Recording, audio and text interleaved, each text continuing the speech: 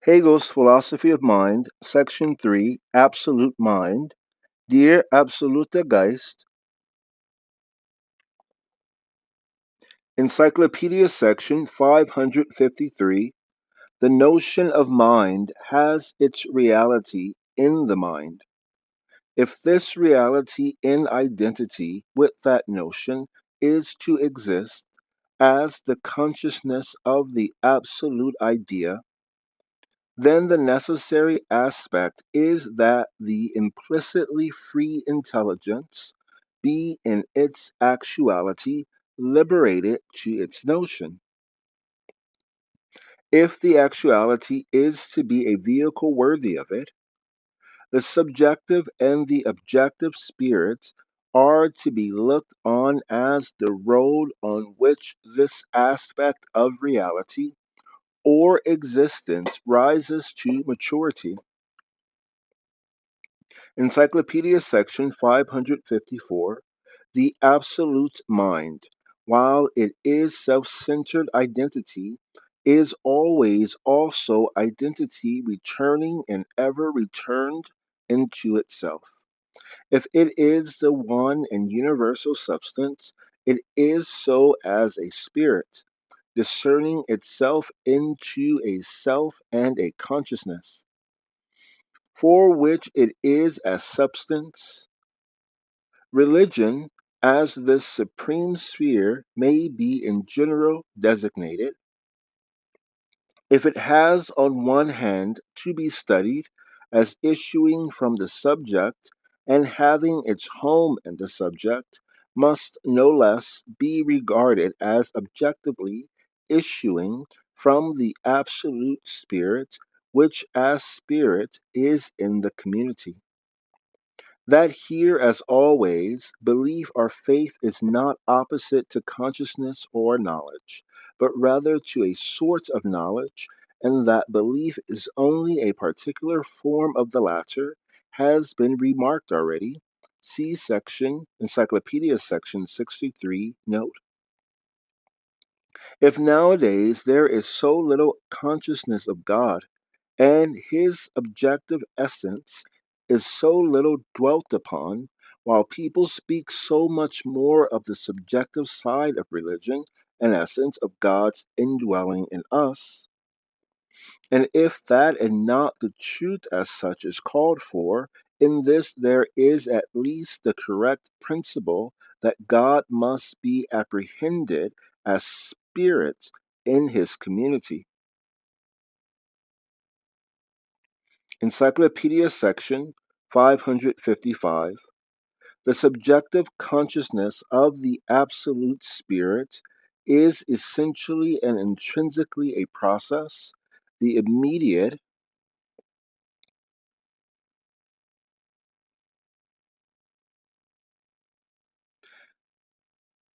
and substantial unity of which is the belief in the witness of the Spirit as the certainty of objective truth.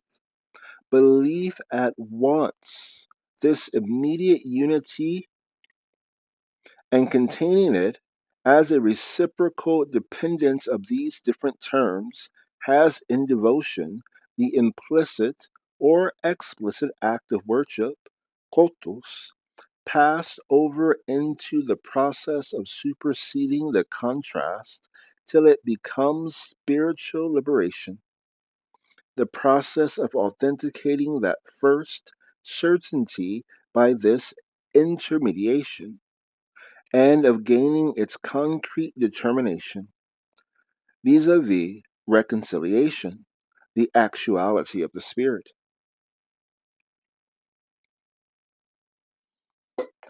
Hegel's Philosophy of Mind, Section 3, Absolute Mind, Der absolute Geist, Subsection A, Art, Encyclopedia Section 556. As this consciousness of the Absolute first takes shape, its immediacy produces the factor of finitude in art. On one hand, On one hand, that is, it breaks up into a work of external common existence, into the subject which produces that work, and the subject which contemplates and worships it. But on the other hand, it is the concrete contemplation and mental picture of implicitly absolute spirit as the ideal. In this ideal, or the concrete shape born of the subjective spirit, its natural immediacy, which is only a sign of the idea, is so transfigured by the informing spirit in order to express the idea that the figure shows it and it alone, the shape or form of beauty. Encyclopedia section 557, the sensuous externality attaching to the beautiful. The sensuous externality attaching to the beautiful. The form of immediacy as such, at the same time qualifies what it embodies. And the God of art has with his spirituality at the same time the stamp upon him of a natural medium or natural phase of existence. He contains the so called unity of nature and spirit. In essence, the immediate unity and sensually intent. He contains the so called unity of nature and spirit, in essence, the immediate unity, and sensually, he contains the so called unity of nature and spirit, in essence, the immediate unity, and sensuously, intuitional form. Sensually intuitional form, sif. Hence, not the spiritual unity, in which the natural world be put only as ideal, as superseded in spirit, and the spiritual content would be only in self relation. Encyclopedia section 557. The sensuous externality attaching to the beautiful, the form of immediacy as such, at the same time qualifies what it embodies. And the God of art has with his spirituality at the same time the stamp upon him of a natural medium or natural phase of existence. He contains the so called unity of nature and spirit. In essence, the immediate unity in sensually intuitional form, hence not the spiritual unity, in which the natural would be put only as ideal, as superseded in spirit, and the spiritual content would be only in self relation. It is not the absolute spirit which enters this consciousness. On the subjective side, the community has, of course, an ethical life, aware as it is of the spirituality of its essence, and its self consciousness and actuality are in its elevated to substantial liberty. But with the stigma of immediacy upon it, the subject's liberty is only a manner of life, without the infinite self reflection and the subjective inwardness of consciousness. These considerations govern in their further developments the devotion and the worship in the religion of fine art. Encyclopedia section 558. For the objects of contemplation it has to produce, art requires not only an external given material, under which are also included subjective images and ideas, but for the expression of spiritual truth, must use the given forms of nature with a significance which art must divine and possess. See for reference Encyclopedia section 411. Of all such forms, the human is the highest and the true, because only in it can the spirit have its corporeity and thus its visible expression.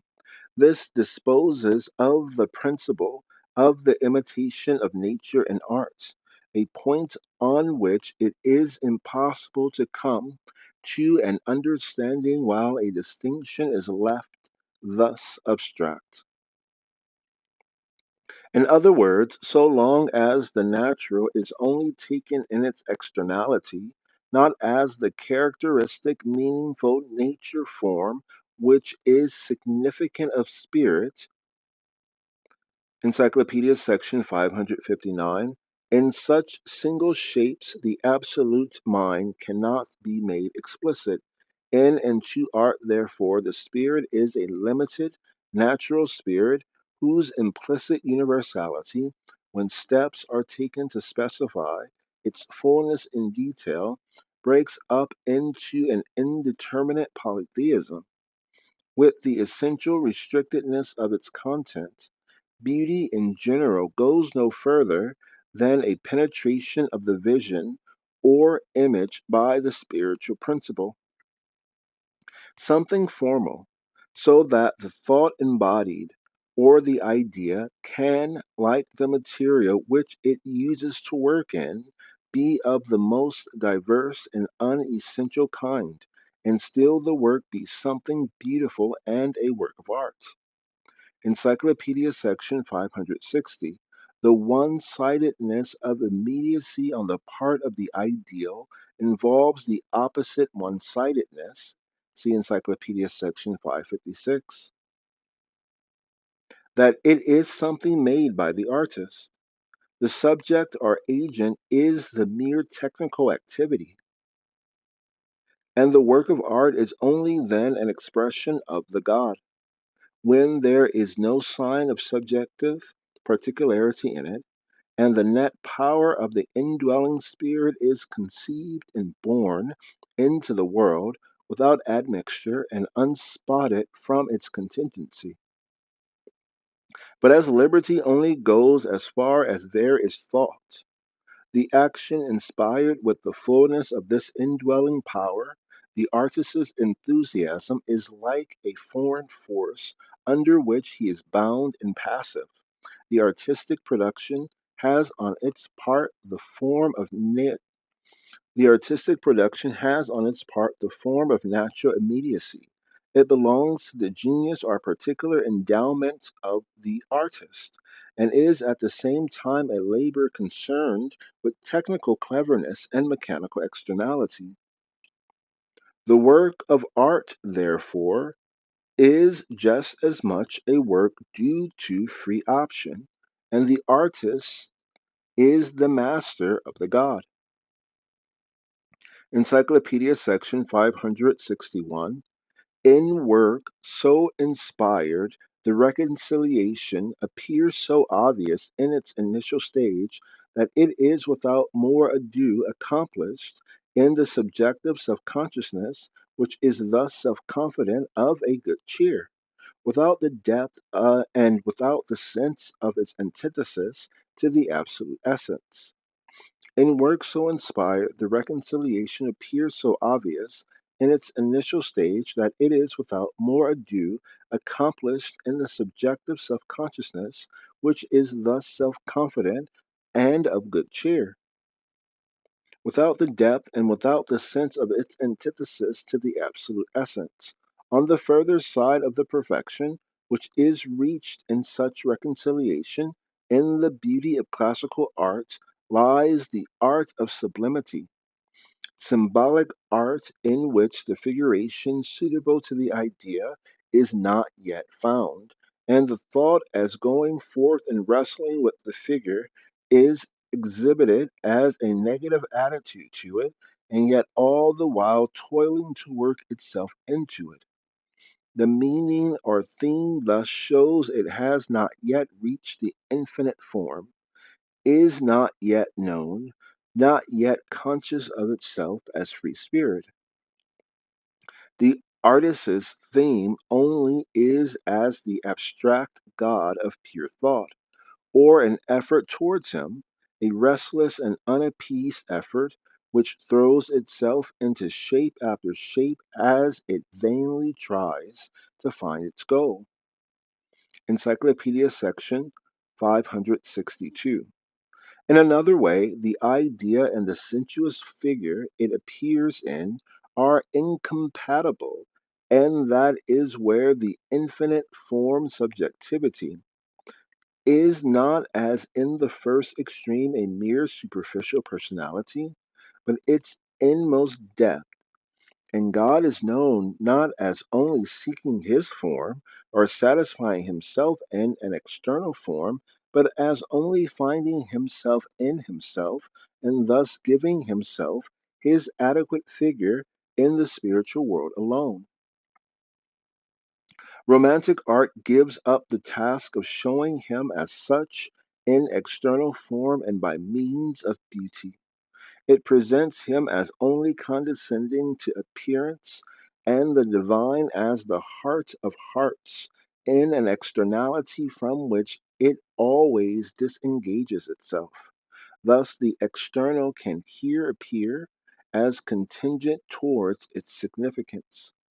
The philosophy of religion has to discover the logical necessity in the progress by which the being, known as the Absolute, assumes fuller and firmer features.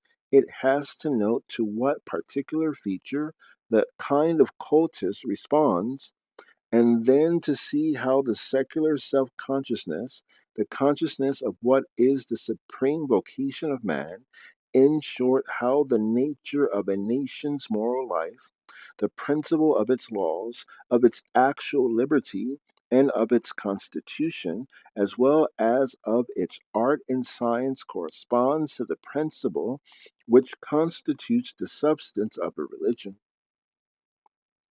That all these elements of a nation's actuality constitute one's systematic totality, that one spirit creates and informs them, is a truth on which follows the further truth that the history of religions coincides with the world history. As regards the close connection of art with the various religions, it may be specially noted that beautiful art can only belong to those religions in which the spiritual principle, though concrete and intrinsically free, is not yet absolute.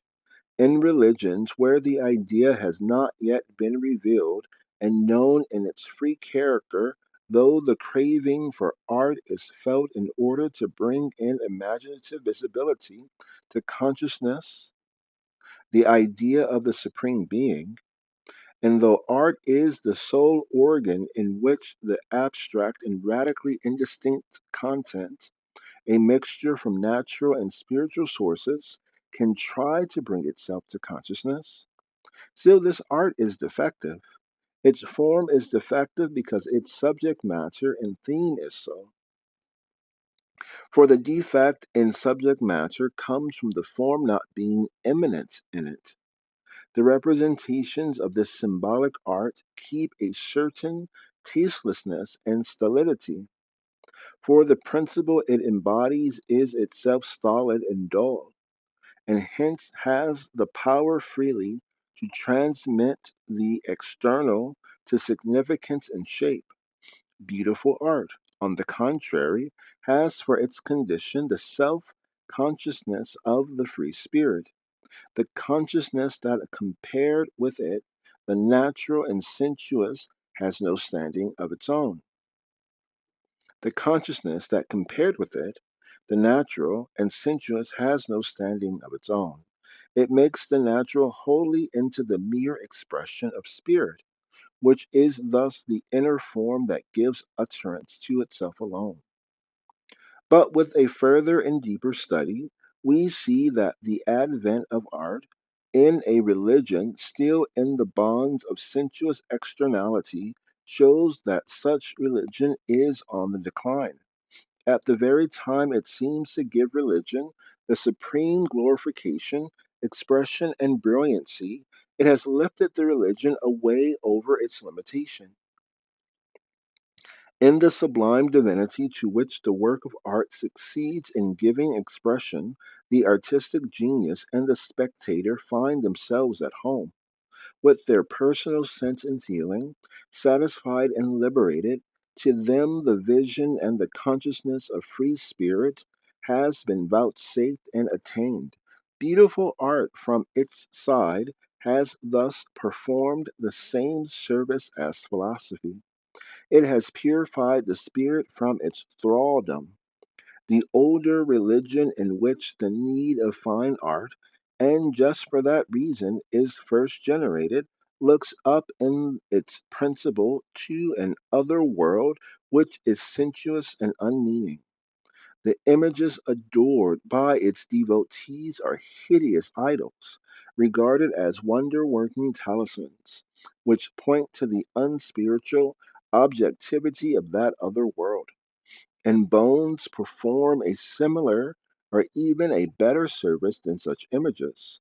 But even fine art is only a grade of liberation, not the supreme liberation itself, the genuine objectivity which is only in the medium of thought, the medium in which alone the pure spirit is for the spirit, and where the liberation is accompanied with reverence, is still absent in the sensuous beauty of the work of art, still more in that external, unbeautiful sensuousness. Encyclopedia section 563. Beautiful art, like the religion peculiar to it, has its future in true religion. The restricted value of the idea passes utterly and naturally into the universality identical with the infinite form. The vision in which consciousness has to depend upon the senses passes into a self mediating knowledge, into an existence which is itself knowledge, into revelation. Thus, the principle which gives the idea its content is that it embody free intelligence, and as absolute spirit, it is for the spirit. Encyclopedia section 564. It lies essentially in the notion of religion. The religion, in essence, whose content is absolute mind, that it be revealed, and what is more, revealed by God. Knowledge, the principle by which the substance is mind, is a self determining principle as infinite self realizing form.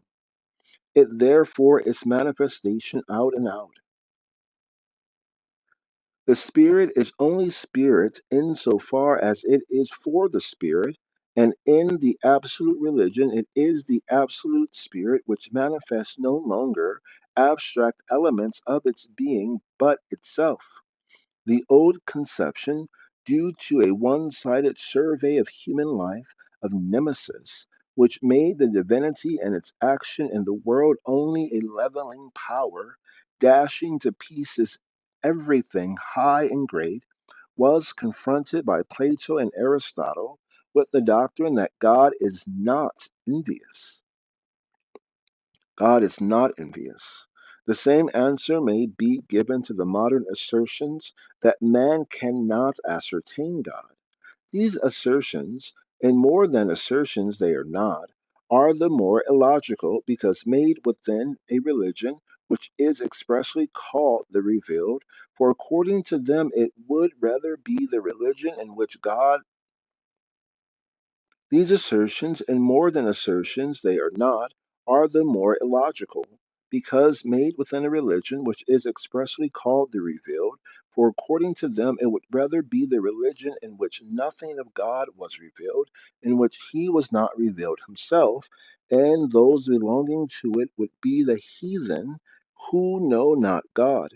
If the word of God is taken in earnest in religion at all, it is from him, the theme and center of religion, that the method of divine knowledge may and must begin. And if self revelation is refused him, then the only thing left to constitute his nature would be to ascribe envy to him. But clearly, if the word mind is to have a meaning, it implies the revelation of Him. If we recollect how intricate is the knowledge of the divine mind for those who are not content with the homely pictures of faith, but proceed to thought, at first only rationalizing reflection, but afterwards, as in duty bound to speculative comprehension, it may almost create surprise that so many, and especially theologians whose vocation it is to deal with these ideas, have tried to get off their task by gladly accepting anything offered them for this behoof. And nothing serves better to shirk it than to adopt the conclusion that man knows nothing of God. To know what God as Spirit is, to comprehend this accurately and distinctly in thoughts, requires careful and thorough speculation. It includes in its forefront the propositions. God is God only so far as he knows himself.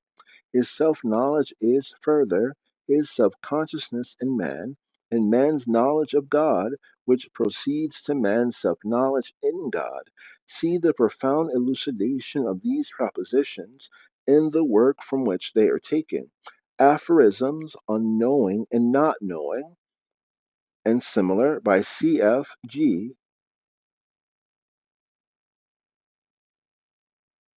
Berlin, 1829.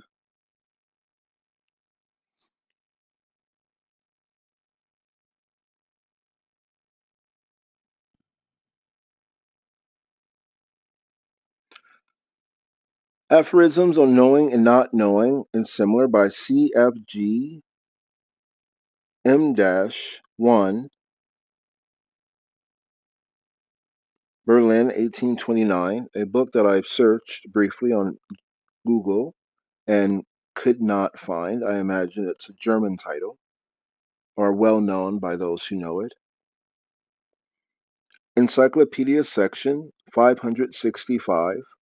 When the immediacy and sensuousness of shape and knowledge is superseded, God is.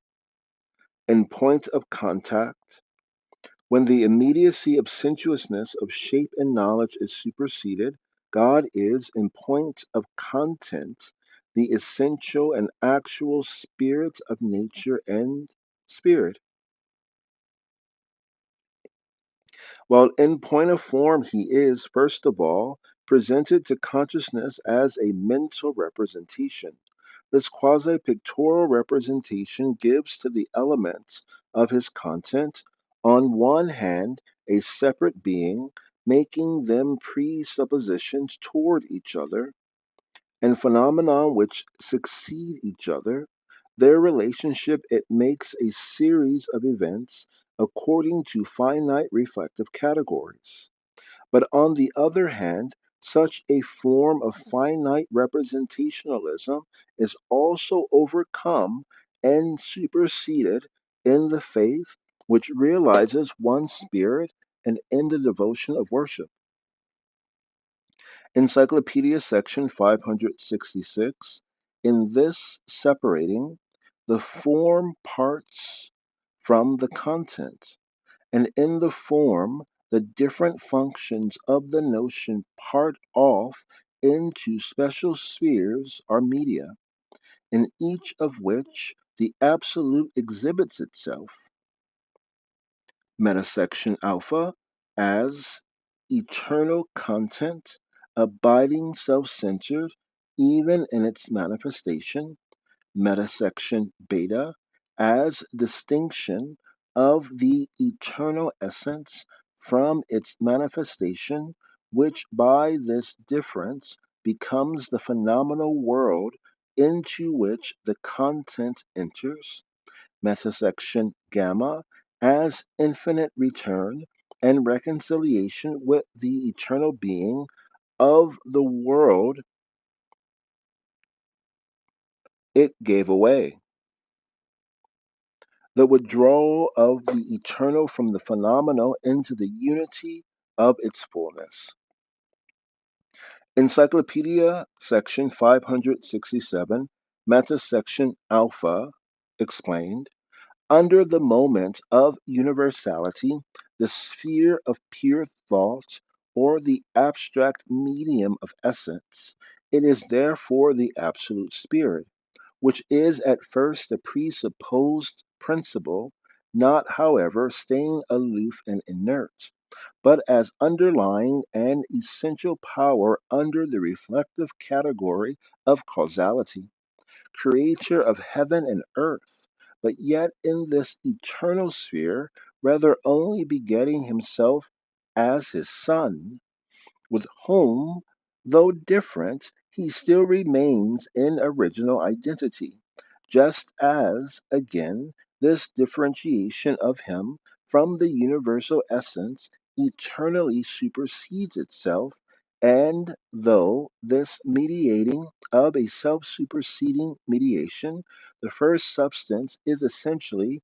as concrete individuality and subjectivity is the spirit. Again, that was in reference to as eternal content, abiding self centered, even in its manifestation. Encyclopedia section 568, meta section beta, under the moment of particularity or of the judgment, it is this concrete eternal being which is presupposed. Its movement is the creation of the phenomenal world, the eternal moment of mediation of the only Son divides itself to become the antithesis of two separate worlds. On one hand is heaven and earth, the elemental and concrete nature; on the other hand, standing in action and reaction with such nature, the spirit, which therefore is finite. That spirit, as the extreme of inherent negativity, completes its independence till it becomes wickedness, and is that extreme through its connection with a confronting nature, and through its own naturalness, thereby investing it. Yet amid that naturalness, it is, when it thinks, directed toward the eternal, though for that reason only standing to it in an external connection. And that was in reference to metasection B as distinction of the eternal essence from its manifestation, which by this difference becomes the phenomenal world into which the content enters. Encyclopedia section 569, metasection gamma, which has three infrasections, so I'll read the summary first.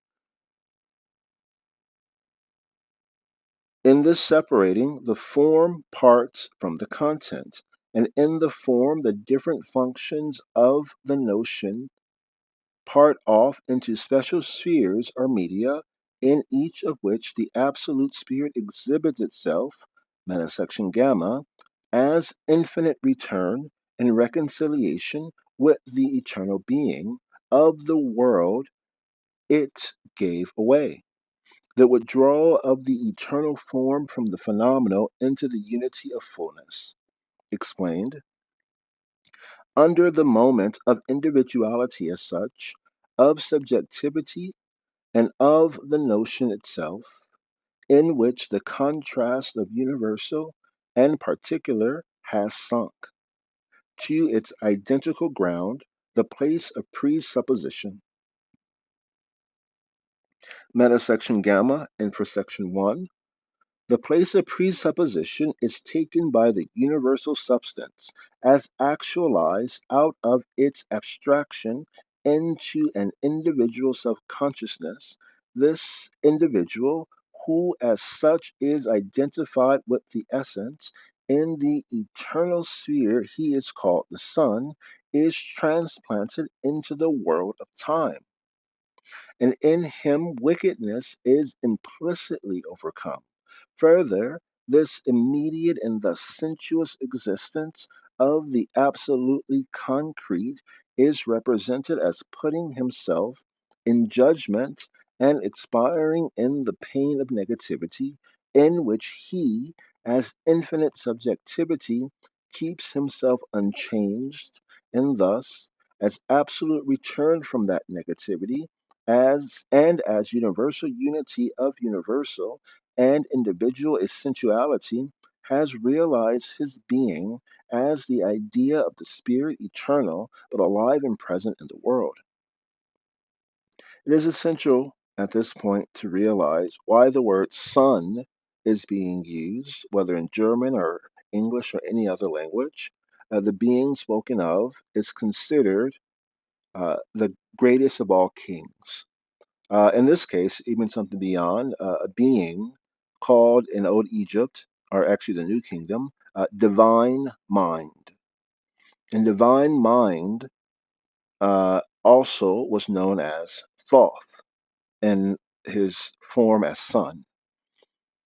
Now, what's essential about son? The son of a king, the first son of a king, assuming things are natural, is his full inheritor, is completely trained to take on the role of the king at any moment, and is thus his avatar.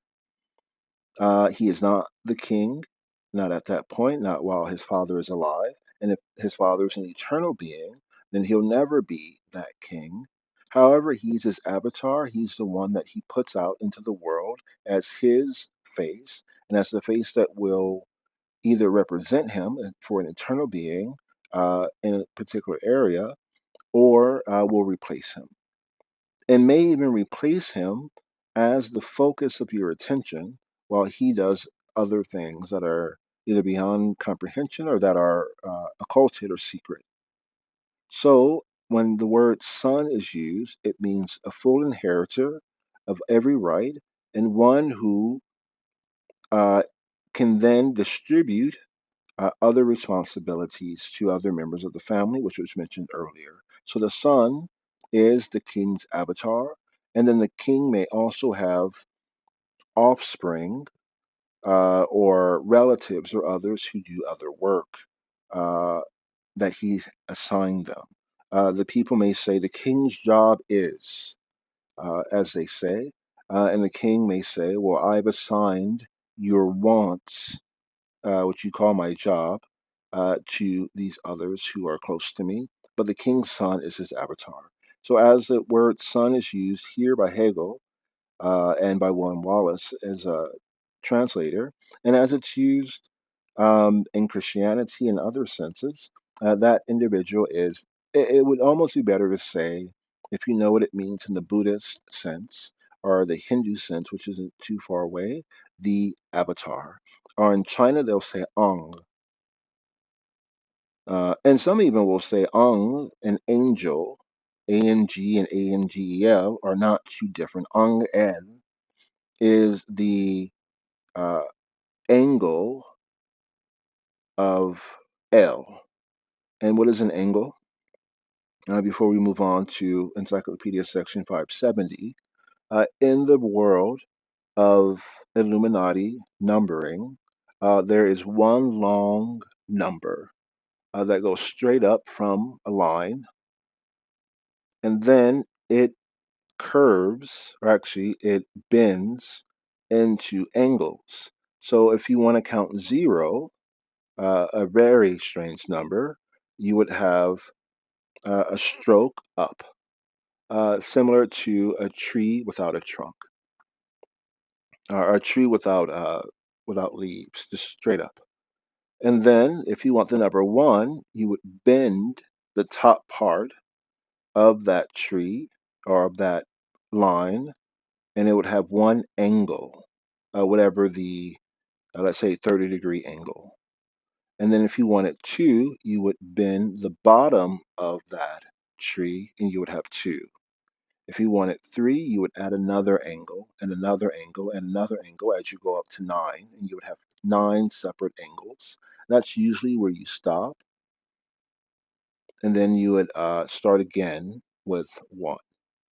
And this is the origin of numbers. And if you look at what are called Arabic numerals very closely, then you'll see you can see sometimes the transformation of the angle system. So the king's son, uh, we would argue, is when you start again with a straight line and it begins to bend itself, whereas some of his servants may be angles within himself or himself.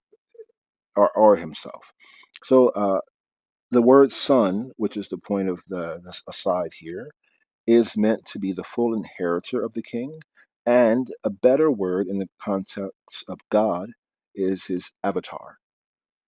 His avatar. So in the case of Jesus Christ, there is a Roman belief that Jesus Christ is the offspring of Julius Caesar and Cleopatra the Seventh. Julius Caesar was a priest who did not ever have contact with women. He didn't do that. That was part of him being the priest of Jupiter and the vicar of Jupiter. And Cleopatra the Seventh was a Vestal virgin dedicated to Roman concept deity called Vesta, which taught virginity to women and also virtues of living, who may have come from another being called Inanna, who is considered the mother of modern humanity. She also did not have sex. So a number of stories have come down about both of their sensualities, being both very sensual people and very attractive. Um, However, that they were not engaged in sex. But it is said that Gaius Julius Caesar provided seed, and if this isn't Jesus Christ, then Jesus Christ has been uh, substituted for the person that this is. So Gaius Julius Caesar offered seed to Cleopatra the Seventh, who accepted it, impregnated herself, or used a midwife to impregnate her. And that midwife often is, or well, midwife still, but was often called Gabriel. Uh, Either he himself or a woman conducted the impregnation with the seed, with the semen, something similar to in vitro fertilization without bringing out the eggs. You just add the semen to yourself if you're a woman. And then from that union came Ptolemy Soter, who some people say is Jesus Christ. They lived around the same time period. So, what's important about that? Well, Gaius Julius Caesar, before being elected tyrant of Rome by the Senate, who was unable to tame the population after they had overthrown the kingdom of Rome or attempted to. He, before that, was and still maintained it, the avatar of Jupiter. So he was seen as the human representation of both the planet and the god Jupiter. And so his son was not Jupiter, actually. His son, Ptolemy Soter, or Jesus Christ, was actually Ganymede. That makes Gaius Julius Caesar the avatar of Jupiter, Cleopatra the Seventh the avatar of Hera, and Ganymede, and Ptolemy Soter the avatar of Ganymede. And there's a lot of symbolic representation between the two. You can call it either syncretism or truth between those. So the sun of Jupiter is not Jupiter, but does take on his responsibilities in many respects. Okay. Encyclopedia section 570.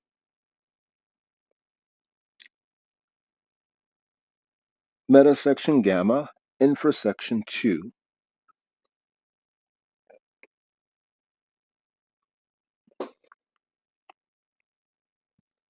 This objective totality of the divine man, who is the idea of the spirit, is the implicit This objective totality of the divine man, who is the idea of the spirit, is the implicit presupposition for the finite immediacy of the single subject, For such subject, therefore, it is at first an other, an object of contemplating vision, but the vision of implicit truth, through which witness of the Spirit in him he, on account of his immediate nature, at first characterized himself as naught and wicked, but secondly, after the example of his truth, by means of the faith on the unity in that example implicitly accomplished of universal and individual essence, he is also the movement to throw off his immediacy, his natural man and self will, to close himself in unity with that example who is his implicit life. In the gain in the pain of negativity, and thus to know himself made one with the essential being. But secondly, after the example of his truth, by means of the faith of the unity in that example implicitly accomplished of universal and individual essence, he is also the movement to throw off his immediacy, his natural man and self will, to close himself in unity with that example who is his implicit life.